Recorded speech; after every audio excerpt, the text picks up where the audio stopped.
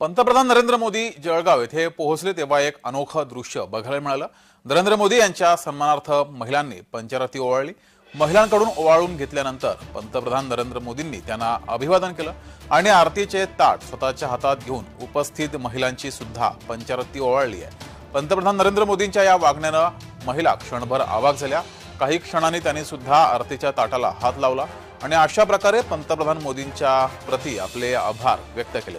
महिलांना कर्ज वाटप करून सबल करण्याचा प्रयत्न आणि या प्रयत्नासाठी मोदी सरकारने लखपती दीदी योजना सुरू केली आहे। या अंतर्गत महिलांना व्यवसायासाठी 1 लाख रुपयांचं कर्ज उपलब्ध करून दिलं जात आहे। या योजनेच्या सर्वाधिक लाभार्थी जळगाव जिल्ह्यात झाल्यात।